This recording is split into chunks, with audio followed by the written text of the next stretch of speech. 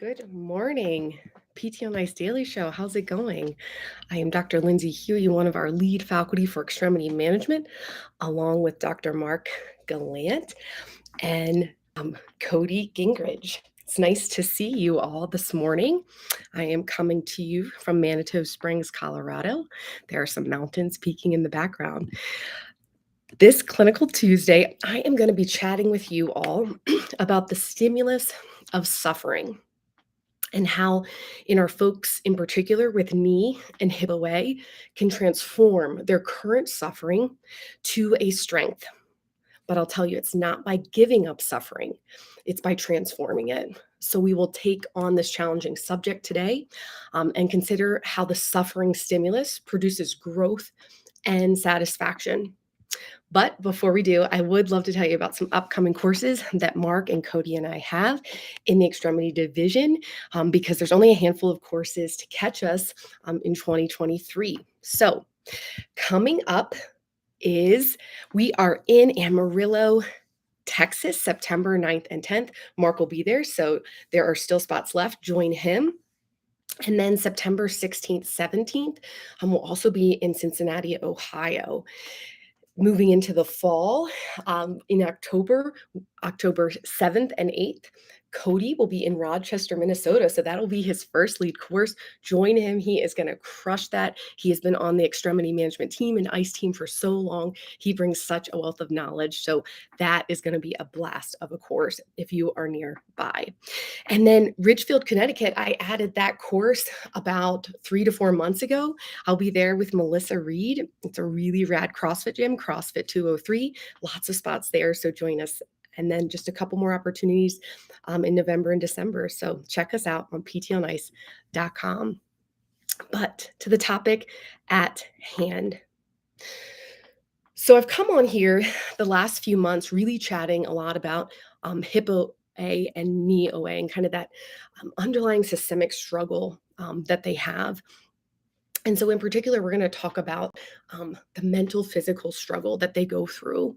So, those folks with hip and knee OA, they often start to really identify with that bone on bone label, right?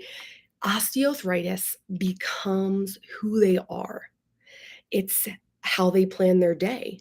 They plan their outings, their weekends, their shopping trips.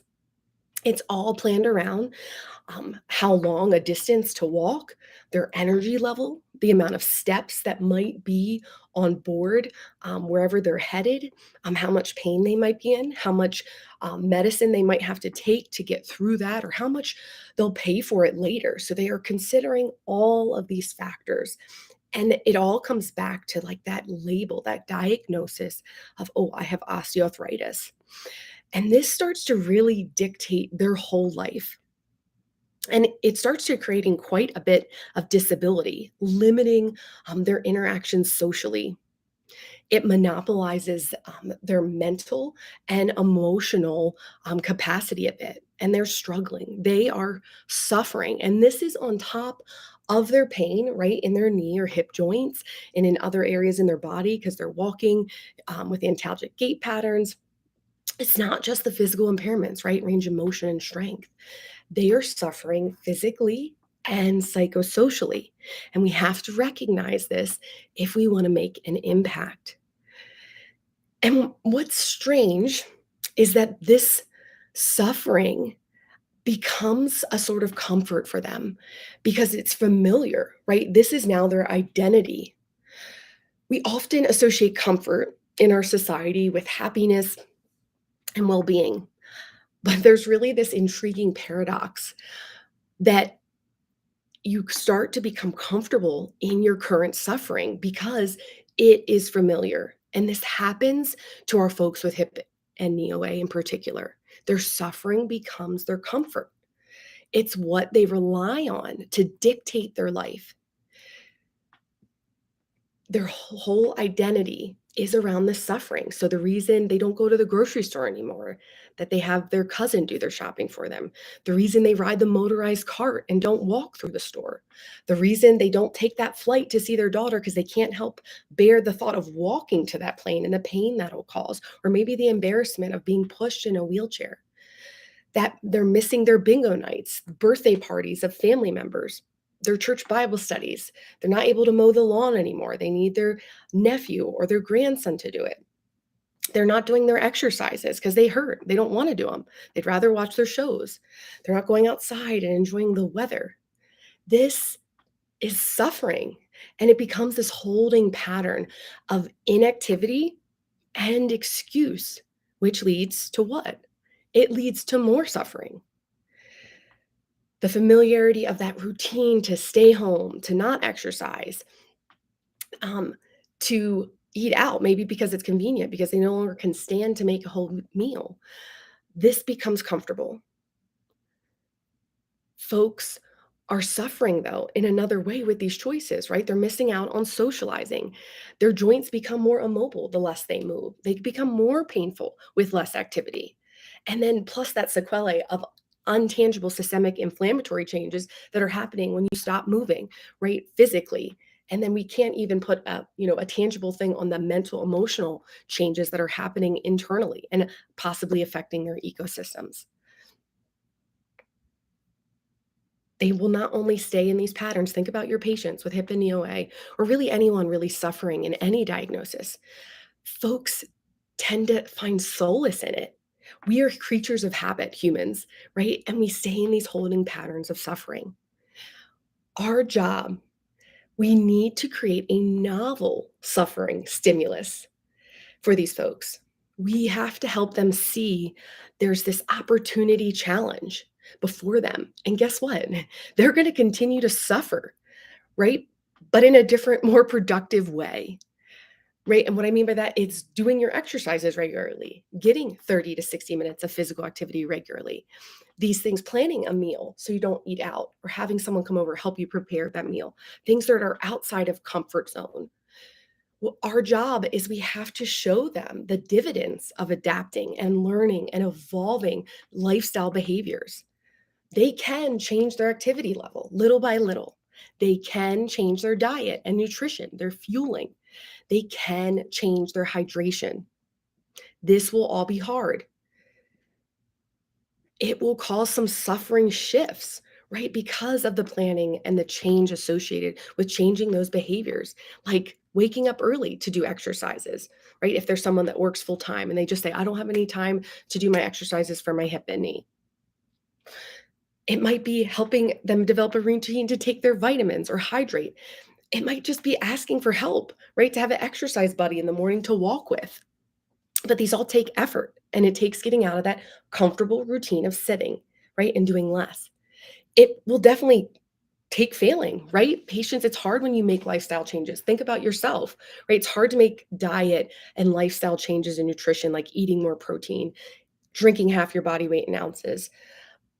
But if you're there encouraging them, they'll continue to go back at it despite these failures.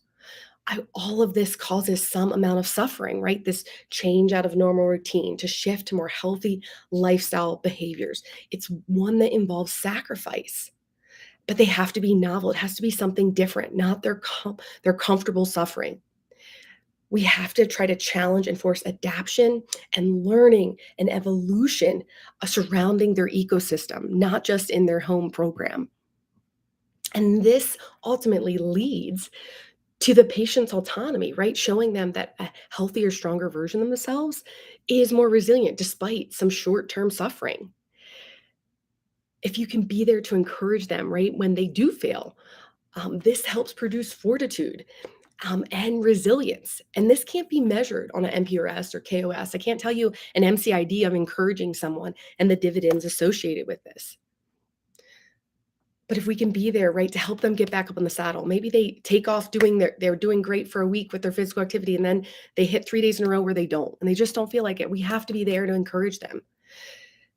When you fail, right, patients, this causes mental suffering. So as they shift behaviors, lifestyle behaviors, and maybe fail at them, we have to let them know that that's okay and that that's normal and that you're going to be with them.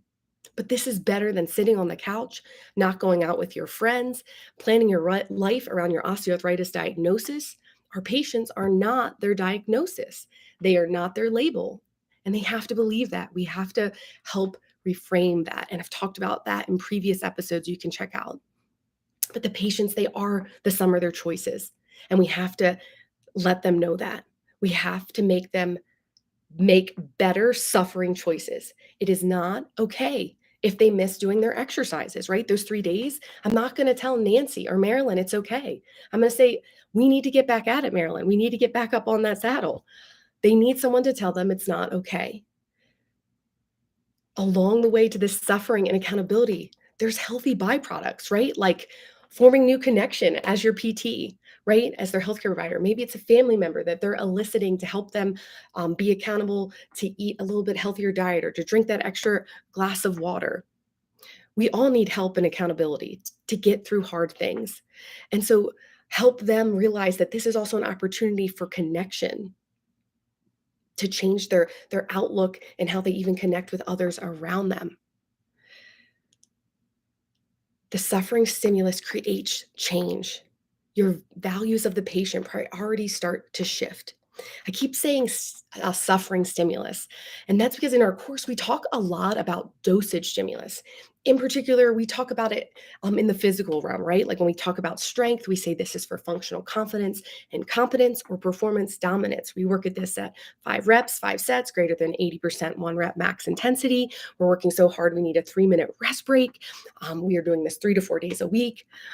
In the rehab dose, it's 8 to 20 reps, 3 to 4 sets, 30 to 80% intensity. This is for dysfunctional tissue issue, local issues, right? We might rest 60 to 90 seconds and then powers 3 reps, 10 sets, right?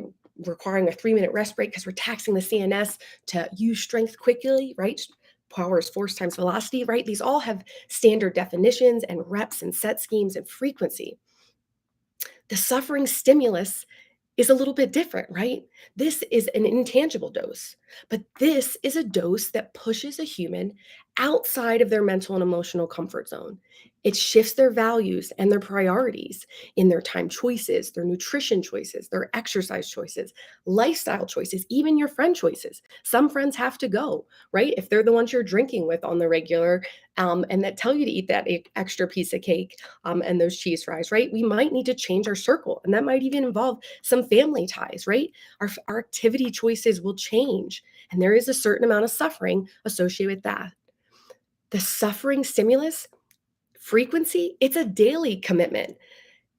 It's reps and sets, they are boundless, but this yields in unmeasurable dividends of hope, resilience, confidence, and maybe a dash of fun if we do our job well to elicit and show them the power of doing exercise and how that changes life and how lifestyle behaviors enhances that even more.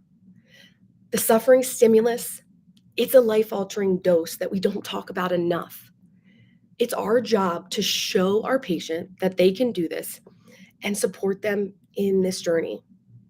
And we do have to be honest that some folks are not going to really lean in to suffering, right? They find finding comfort in suffering. It really is a deeply personal journey, right?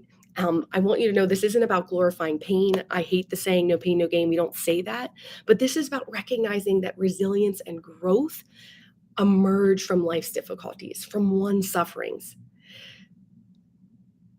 We have to reframe that experience for the patient, show them a different way to suffer. It is a delicate balance. We have the privilege of serving humans on the regular, right? In their most vulnerable moments when they're in pain and they're hurting and they are suffering. But let's forge connection, hope, and perspective change. Let's help them redirect to control the controllables. Let's help them find their why, paint that picture of what is most important to them, right? Playing with grandkids, picking up their kids, running. It's always usually family, right? Being able to keep running with their kiddos. Maybe it's running a marathon. Maybe it's doing chores without restriction or mowing the lawn again, going to bingo. Let's give them the resources that hold them accountable to achieving these goals, like gym access, community classes, connecting them with others with the same struggles. We know this if you've been to an ice course and you've been part of our tribe for a while, but we don't just want to change your hip or knee, shoulder pain, back pain, pelvic pain, right? We want to change your life. We want to modulate your pain symptoms to open the opportunity to maximize fitness. but not just physically and not just through fitness forward lifestyle behavior. We want to build and challenge your psychological fitness.